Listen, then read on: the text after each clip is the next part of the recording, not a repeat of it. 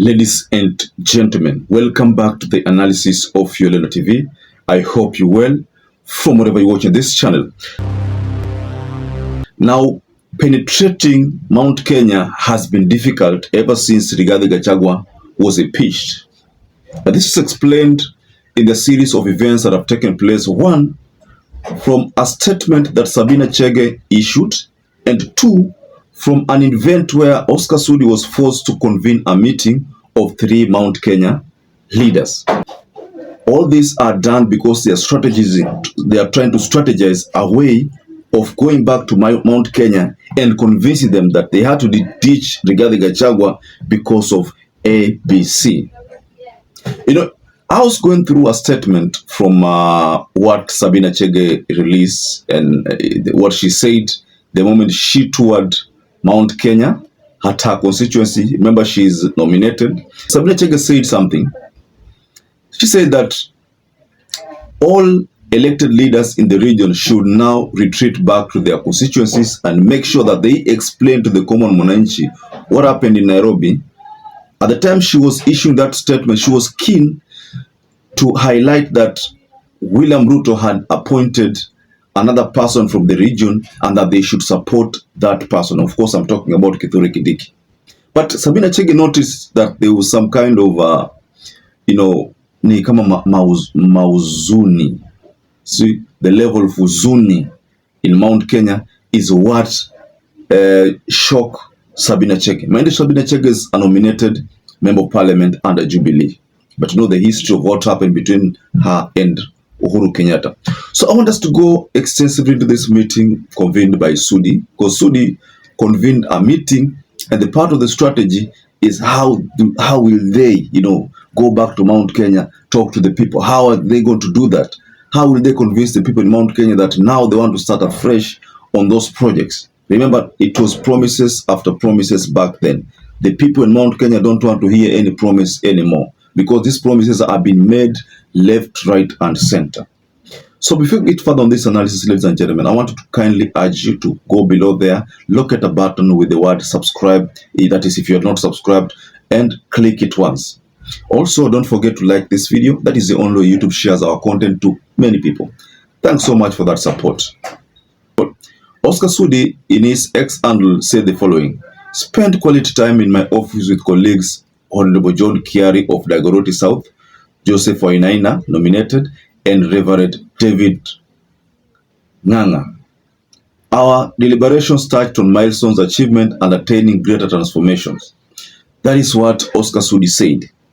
So, but you asking yourself, how comes he met only members of parliament from the Mount Kenya? That's the reason why I was telling you that there is already a plan on how William Ruto will go to the Mount Kenya West and probably do some roadside rallies. Initially, he could go there in the company of Rigathi, but we know definitely this time round it is not going to be in the company of Rigathi. Pale kwetu, Nyeri, Kiambu, Murang'a, Nyandarua, Kirinyaga, Embu, Tharaka Nithi, Meru, Laikipia, ni William Samoei Ruto.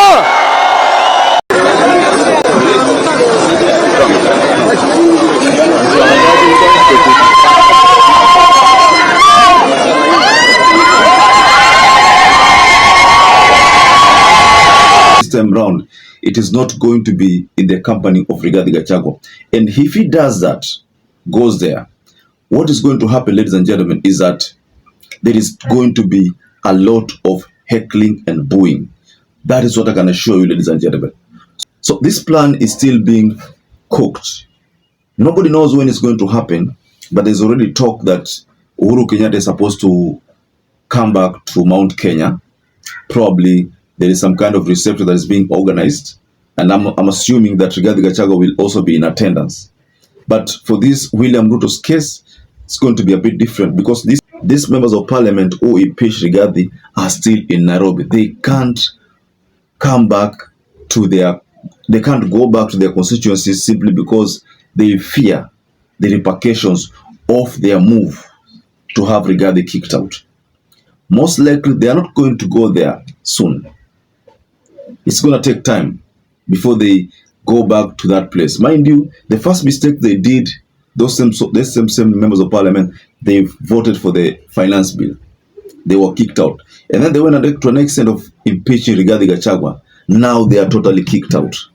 So that is what is happening in Mount Kenya. In fact, the leaders who are free to move in Mount Kenya are the ones who did not participate in the impeachment, and those leaders or those members of parliament who lost in the general election. They are the ones who are moving freely. In fact, they are taking this time to campaign for themselves, because the incumbents can't go back. They can't go back to the constituencies and try to convince those people that we did this so that we can bring development to your, to your constituencies. It's not going to happen. It's going to take William Ruto a lot of finance to bring back the trust of the mountain. Nimegundua mambo mingi kwa hii Meru hii. Na mnajua hii mlima yenu hii mnasemanga msikuse mlima. Hayo tumekuja mlima haijaguzwa, tumepiga hata picha mlima iko sawa. Na hata tumetumanishia ule mtu wa mlima, tuambie mlima bado haijaguzwa iko sawa. Haijasonga mlima iko sawa. Ama namna gani? The mountain has totally lost trust in William Ruto. So, ladies and gentlemen, what do you think is happening in Mount Kenya? SABINA CHEGE has hinted, seeing that there's a somber mood in mountain. People are not happy, despite the fact that they have a deputy again from the mountain, but they are not happy. Members of parliament cannot go back to their constituencies, meaning they are also not happy with the move. Most likely, they could have voted to impeach Rigathi, but that could have, that maybe was someone could have coerced them to do that. That move maybe was not of their own making. So we are seeing some of these things, ladies and gentlemen, coming out just like that. So I want to rest my case there, ladies and gentlemen. So perhaps if you're watching this video and you've not subscribed, take 1 second and subscribe, like this video. Until we catch up again, stay safe and stay blessed.